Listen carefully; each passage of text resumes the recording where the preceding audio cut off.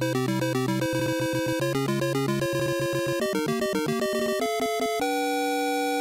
have a lot to thank Super Mario Bros. For. It established what exactly video games at home could be, as well as developed a near-perfect formula that would be used for decades to come. It grabbed the attention of many kids and parents in the mid-80s. Super Mario Bros. Was a launch title for the Nintendo Entertainment System.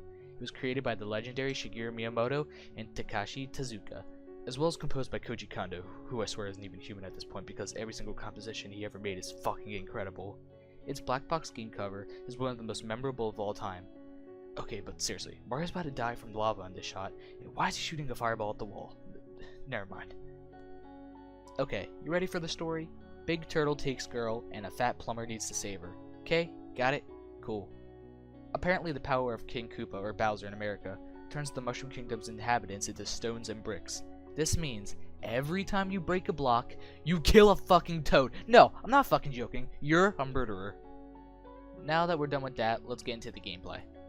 Nothing too crazy here. You take control of Mario, or Luigi if you're in 2-player mode. Left and right are to walk, you hold down the B button to run. Pretty simple.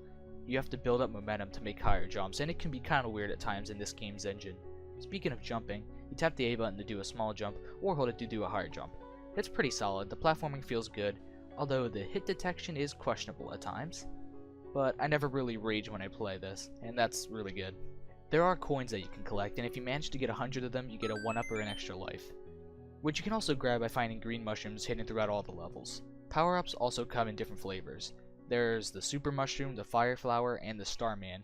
The Super Mushroom lets Mario become Super Mario by making him grow exponentially and lets you take an extra hit. The Fire Flower gives you the power to shoot fireballs by tapping the B button, but it does not add an extra hit to Mario's health. And the Starman makes Mario completely invincible for a short amount of time. These aren't situational power-ups like in the later games, but add on to what Mario can already do. Instead of a tutorial, the game teaches you how to play in-game, while you're playing. An example of this is, first you learn how to jump in the first couple seconds of World 1-1. Then, you see those question mark boxes, right? Yeah, you want to hit them. You don't know why you want to hit them, but you just do.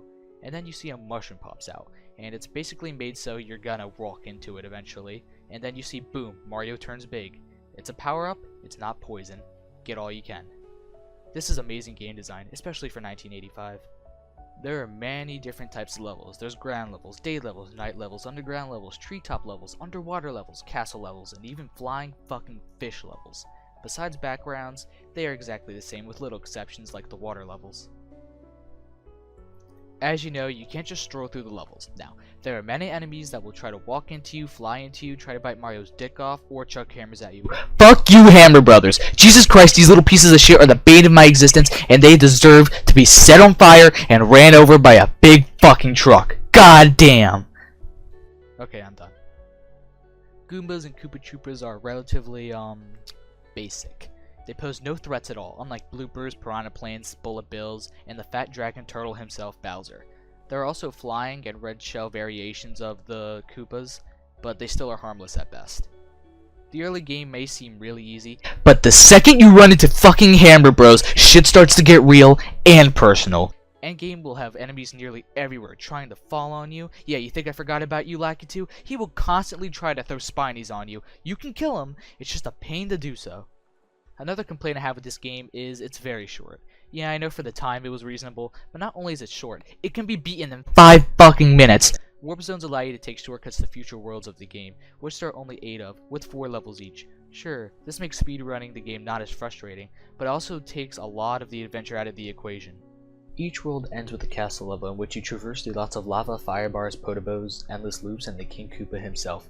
He is relatively simple to beat, just run under him or jump over him and grab the axe so you break the floor and he burns. Not even his hammers are that big of a threat. However, the first 7 Bowser fights aren't really against Bowser, but one of his minions disguised as him. 8-4 is the real Bowser, and it feels good when you see him, fall through the lava? This is a great final level, as you need to go through the correct pipes to make progress. It endlessly loops if you choose incorrectly. My only problem is, this Hammer Bro at the end of the final castle can actually go fuck himself. Goddamn, just goddamn. Why can't you kill Luigi instead? Wait a minute. Luigi! Yay! Multiplayer, if you can even call it that, isn't that special. Player 1 is Mario, and Player 2 is Green Mario. You alternate turns in between levels. Actually, scratch that. You have to wait for the other person to die before you can have your turn. So if you're playing with someone with basic common sense, you will not see your character on the screen for a while. This was thankfully fixed in Mario 3. Play the game at your own pace. You can walk through the levels or derby in them. Do whatever the fuck you want, there are no penalties for doing so. I had a blast replaying this game again, and I recommend it to you. This is truly how home video games started. I give Super Mario Bros. An 8.5 out of 10. This game is a huge classic and it deserves this rating. Hope you guys enjoyed my first review. There are many more to come. I'm Joe, and I'll see you guys next time. Hope you all have a great day. Peace out.